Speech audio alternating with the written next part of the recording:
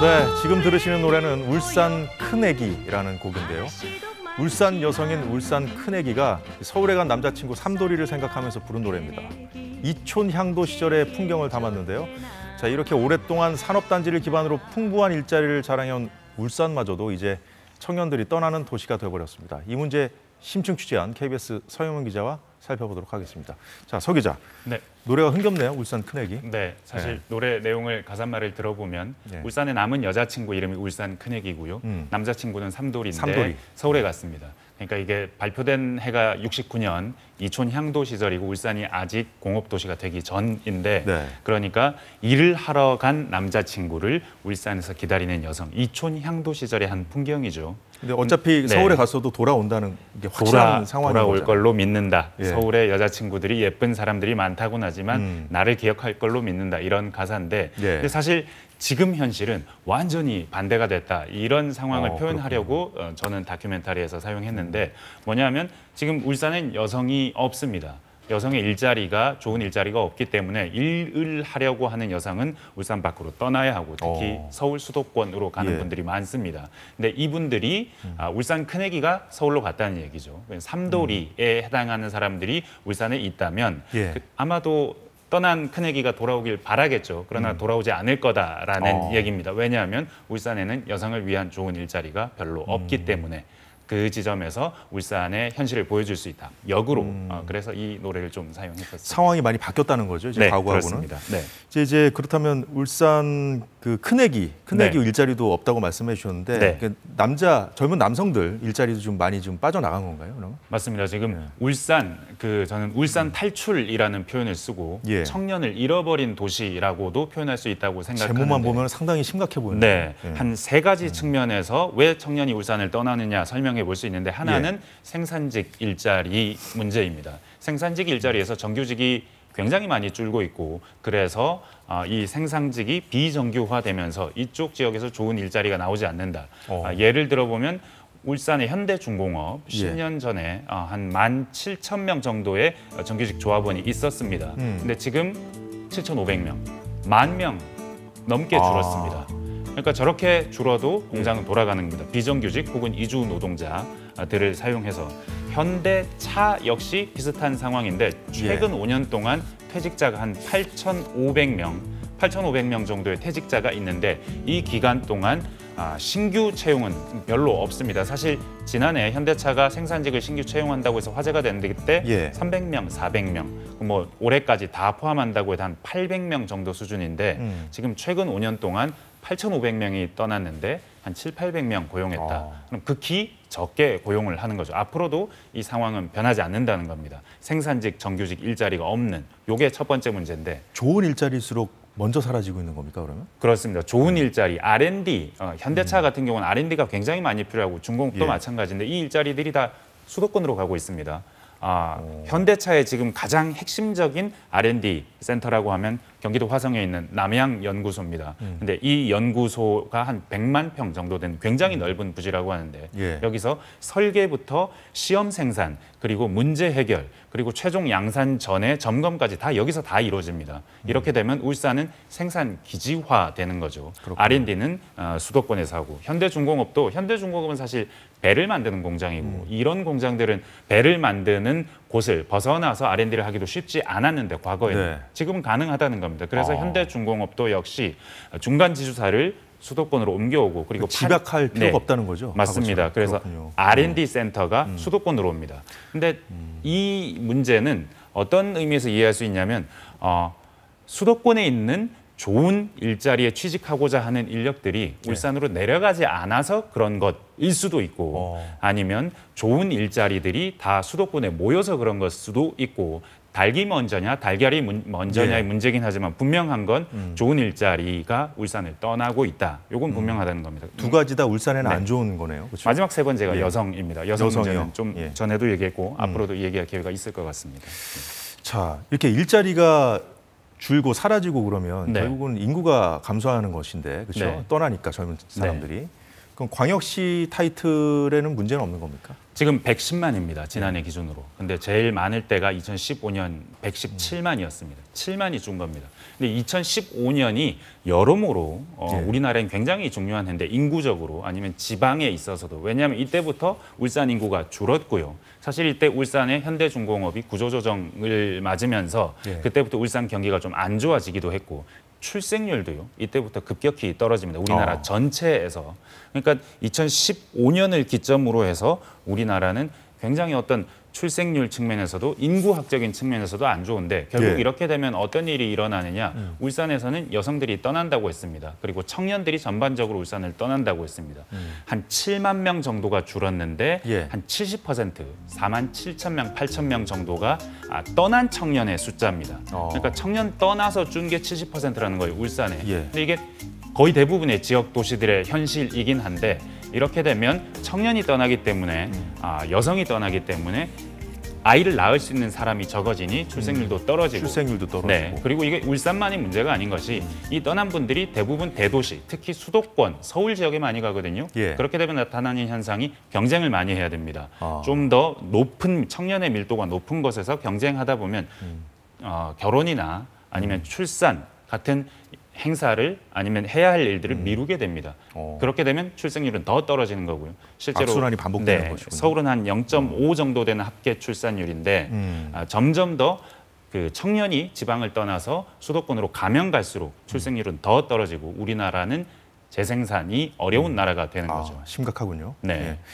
근데 이제 울산 세기 아까 앞서 얘기할 때 젊은 층이 이제 다 이제 수도권으로 많이 가고 있는데 이제 여성들 얘기를 먼저 하셨어요. 그 여성들 일자리도 많이 좀 더 사라지고 있나요? 이게 울산 고용의 성격이 원래 그렇긴 했습니다만 이 부분을 한번 점검을 해봐야 됩니다. 근데 고용률이라는 수치를 보면 인구 중에 얼마나 많은 사람들이 일하고 있느냐 하는 것인데 울산의 경우에는 남성의 경우에는 한 10년 전에는 압도적인 1등이었습니다. 근데 10년 정도 지나가면서 17개 자치단체 가운데 지금 지난해 10위 중하위권으로 밀려났습니다. 그러니까 남성의 고용의 질이 떨어지고 있다고 볼 수 있는데 근데 여성은요 변치 않습니다. 10년 전에도 지금도 심지어 23년 전에도 여성의 고용률은 울산은 17개 자치단체 가운데 꼴등입니다. 여성이 일할 수 있는 직장이 별로 없는데 요거 대기업들의 고용하고 있는 성비를 한번 살펴보시면 이게 왜 그런지 쉽게 납득하실 수 있습니다.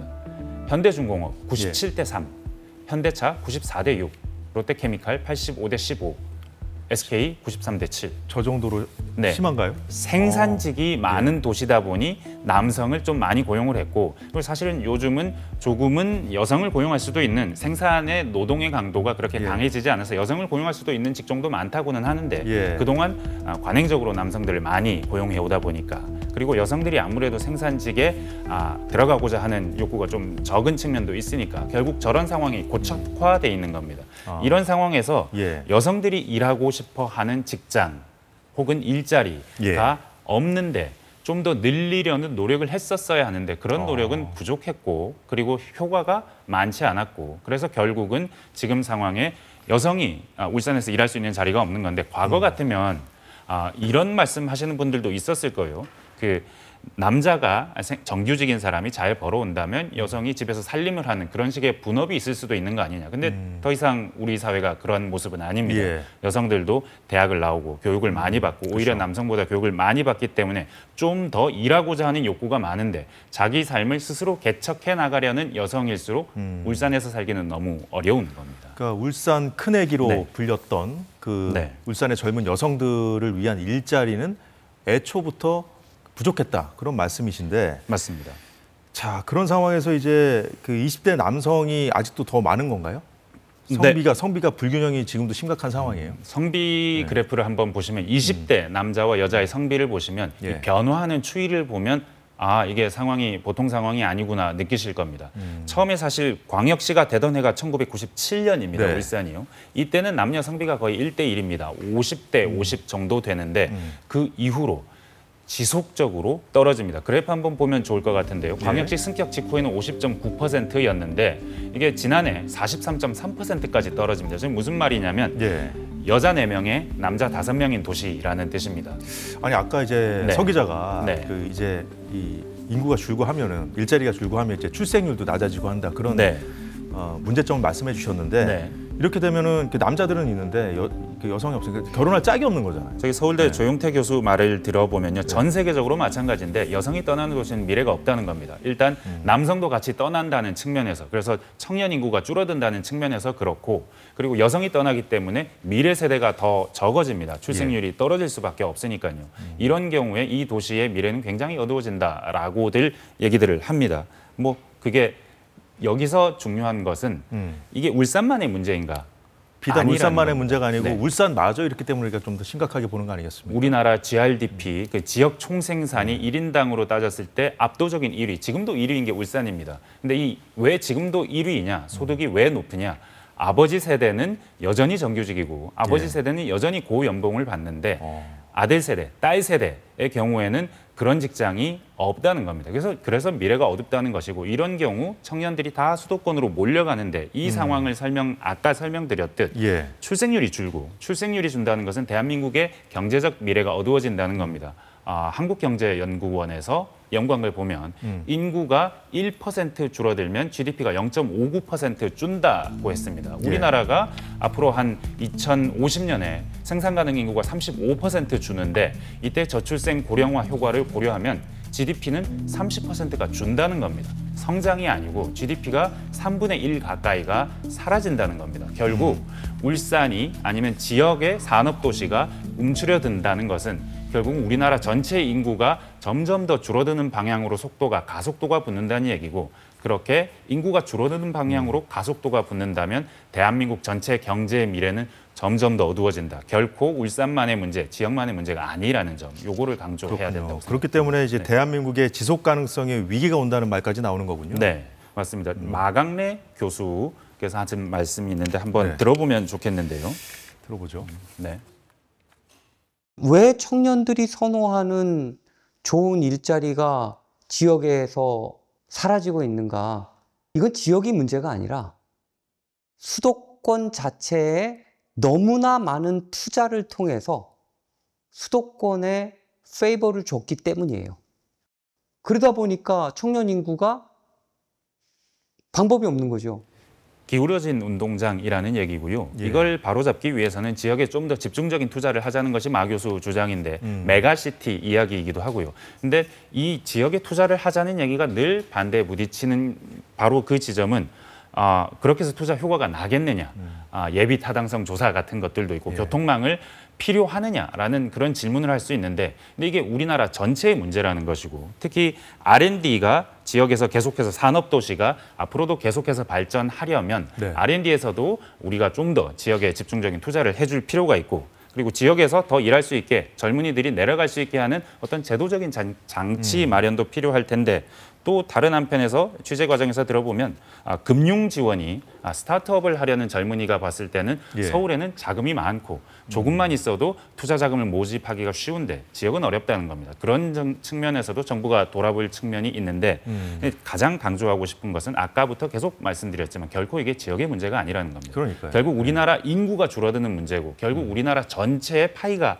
줄어들 수밖에 없는 방향으로 움직이게 만드는 게 청년의 울산 탈출 혹은 지역 탈출이거든요. 이 문제를 우리 모두의 문제로 바라보는 게 가장 지혜로운 해법의 시작이 아닌가 하는 생각을 우리 했습니다. 모두의 문제로 바라보는 것, 아주 중요한 말씀 해주셨습니다. 그러니까 청년을 잃어버린 도시라는 그 제목에서도 제가 심각성을 느꼈습니다만, 이대로 가다가는 모두를 잃어버린 도시까지 마주하게 되지 않을까 참 걱정이네요. 자, 서영민 기자 잘 들었습니다. 네, 오늘 사사건건이 준비한 소식 모두 전해드렸습니다. 저희는 다음 주 월요일 오후 4시에 다시 찾아뵙겠습니다. 고맙습니다.